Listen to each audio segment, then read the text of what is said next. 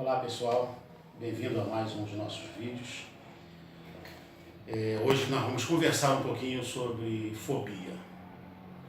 A fobia, que diferencia ela do medo comum, já temos uma definição, um conceito de medo. A palavra medo nós conceituamos como uma reação emocional, uma reação do corpo diante de um perigo real e iminente. O perigo existe, o perigo é real e ele está próximo. Então nós não escolhemos ter medo, o corpo simplesmente reage e nos prepara para a ação, reações de luta e de fuga. No último vídeo nosso nós falamos um pouquinho sobre o pensamento negativo e como esses pensamentos negativos muitas vezes eles provocam reações de pânico, transtorno de pânico, ou como alguns chamam, síndrome de pânico. Hoje vamos falar da fobia. O que diferencia a fobia do medo comum é que a fobia, o perigo, ele não é real. É um perigo da ordem do imaginário. Ele não existe no mundo factual, no mundo dos fatos, no mundo material. Ele existe como uma criação, uma fantasia da própria pessoa. Existe hoje, no meio teórico, existe 3 tipos de fobia, ou de fobias. As fobias específicas são aqueles medos, usando aqui a palavra medo para poder nós entendermos melhor. Medo de altura, medo de elevador, medo de escuro, medo de barata, medo de aranha, medo de cobra, e uma série de medos, porque o perigo, quando eu digo medo de cobra, eu estou falando desse medo genérico, até mesmo de cobras inofensivas. Então, o objeto não oferece um perigo, mas a pessoa, mesmo assim, ela tem aquela reação de luta ou de fuga e vai tentar evitar esse objeto. E na fobia, geralmente, as reações são de fuga, a tentativa de se evitar esse objeto, de passar por essa experiência. Então, o perigo é da ordem do imaginário, é algo que a pessoa imagina. Sempre lembrando que imaginário e real, às vezes, é uma linha tênue entre aquilo que é real e o que é imaginário. Há várias anedotas, uma delas eu já compartilhei nos nossos vídeos, é a história do camarada que tem medo de dormir no seu quarto porque tem um jacaré dentro do quarto dele. E todas as pessoas começam a rir dele, que ele está imaginando, que é fantasia dele, que não existe jacaré nenhum. Até que um dia que ele desaparece e as pessoas vão investigar o desaparecimento dele. De fato havia um jacaré debaixo da sua cama que acabou comendo o homem. É uma anedota, é uma história de brincadeira para mostrar que às vezes a gente tem que ter cuidado quando a gente atribui que algo é fantasioso, que algo é da cabeça da pessoa. E até essa questão da cabeça, ou a expressão isso é psicológico, lembrando que o psicológico ele pode ser muito mais determinante e ter muito mais poder sobre a vida da pessoa do que mesmo até aquelas coisas que são puramente físicas. Tendo isso em mente, esse cuidado, e quem somos nós para demilitar o real do imaginário, em regra, nós convencionamos aquelas coisas que realmente nos ameaçam. Um tiro, um bicho feroz, eu estou num carro em alta velocidade, uma pessoa imprudente, eu vou ter medo normalmente, e tudo mais. Então a gente tem uma ideia daquilo que realmente seja perigoso. Há outras coisas, como por exemplo, medo de elevador. Por que é da ordem do imaginário? Porque o elevador é um dos meios de transporte mais seguro que existe. Então ter medo de elevador é um contrassenso. Do ponto de vista da nossa realidade, é um contrassenso, sendo que é muito mais perigoso andar de carro, andar de trem ou andar de qualquer outro meio de transporte. O elevador é o mais seguro, mas tem pessoas que têm medo de elevador. Então isso é classificado como uma fobia, porque o perigo é da ordem do imaginário. E aí a gente vai procurar entender quais são as causas da fobia, por que uma pessoa desenvolve um quadro fóbico. Aí existem várias explicações. Uma explicação mais óbvia é a aprendizagem. A pessoa aprende a ter medo, é condicionada, é chamado de condicionamento. Existe um caso muito simples de crianças, pelo menos crianças da minha geração, quando eu era criança, os pais ensinavam os filhos a ter medo do homem do saco. Ninguém sabia exatamente que homem do saco é esse. Então a gente passava a ter medo de toda pessoa que estava carregando um saco e de repente fazendo garimpagem da rua, né? Tínhamos pavor dessas pessoas, porque imaginávamos que ele seria o tal homem do saco. Então antes não havia nenhum perigo, a gente passava a ver perigo, porque foi ensinado para a gente a ter esse tipo de medo. E há vários exemplos de que isso pode acontecer. Aquelas famílias que têm medo de chuva, medo de trovão, e dentro de casa se esconde, cobre tudo, cobre espelho, e ficam, os pais, às vezes, principalmente a figura da mãe, fica tremendo de medo, indiretamente ou até mesmo diretamente, está ensinando os filhos a ter medo de trovão. Não, que o trovão ou o relâmpago não tem ameaça nenhuma, não tem, mas dentro de casa geralmente nós somos protegidos. Então não precisa ficar se tremendo todo igual vara verde ou tentar se esconder.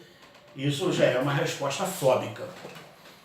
A aprendizagem, então, ela acaba fazendo com que muitas pessoas desenvolvam medos irreais. Ou melhor, desculpe, o medo é real. A reação de medo, de pânico, de pavor, de susto, ela é real.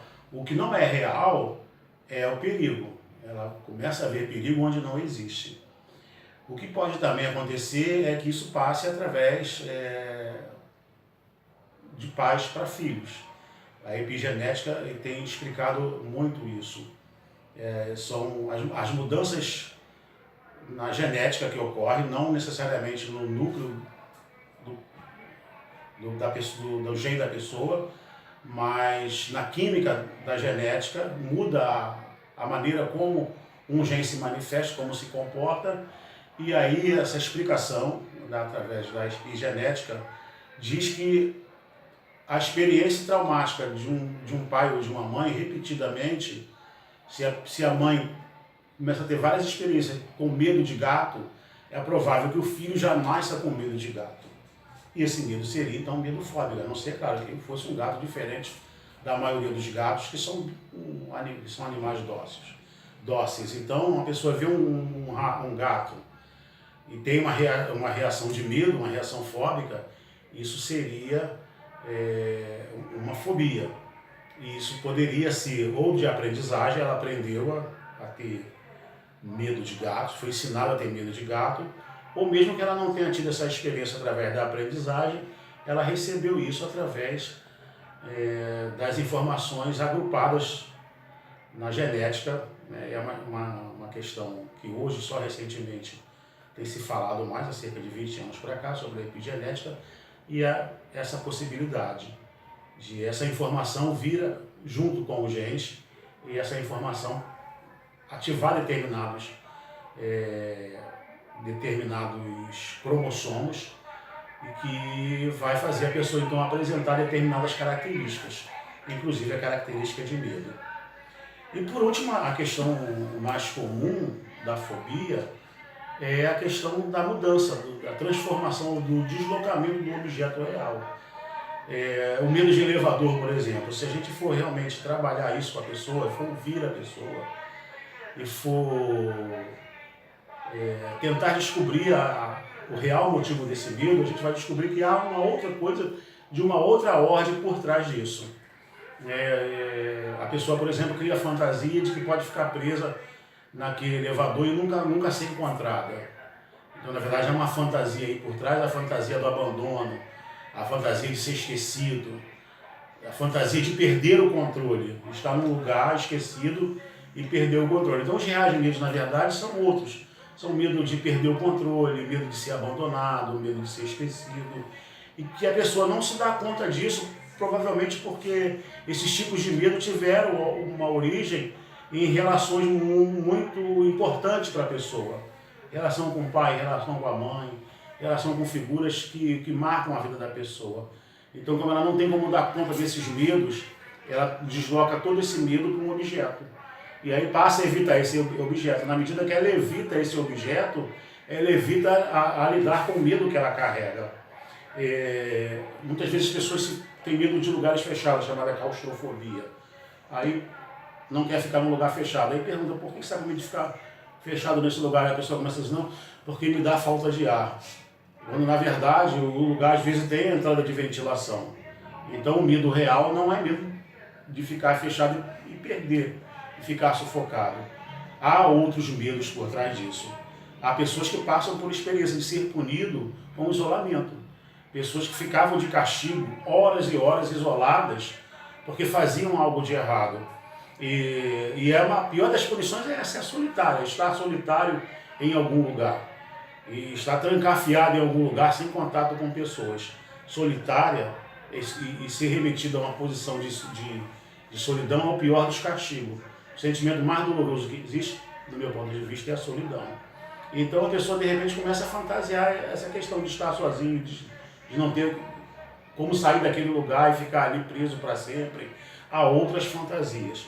Às vezes a questão são o medo de pessoas ou de coisas que as pessoas importantes e pessoas que são objeto do amor, do carinho e do respeito, mas que certas partes da personalidade dessas pessoas que a gente ama, respeita e deseja, certas partes da personalidade dessas pessoas podem ser rejeitadas e podem nos causar medo.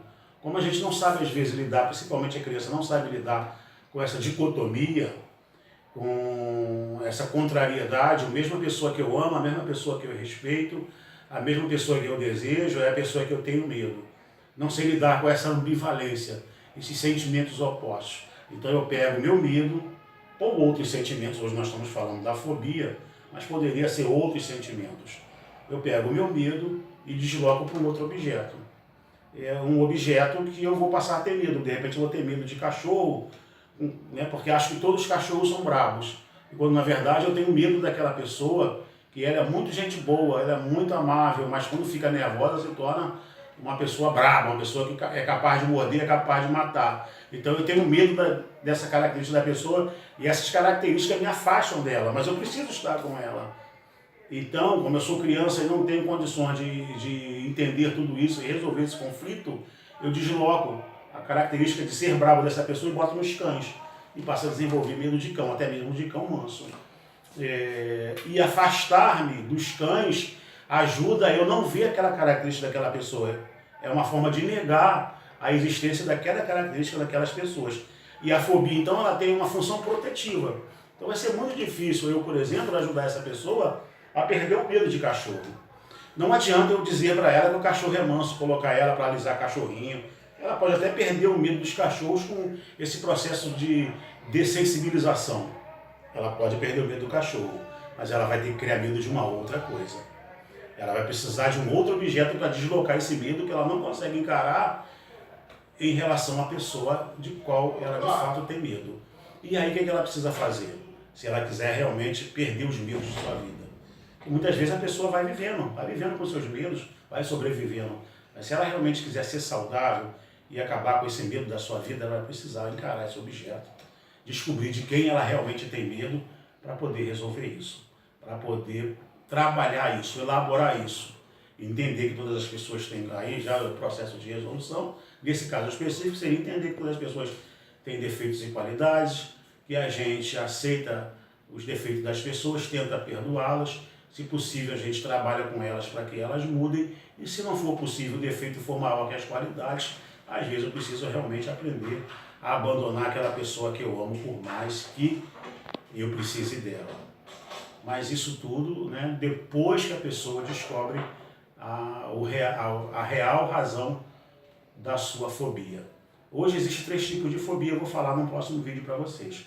A fobia específica que eu falei um pouquinho, a fobia social e fobia específicas, fobia social e a agorafobia.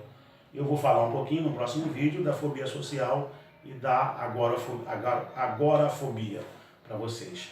Até a próxima.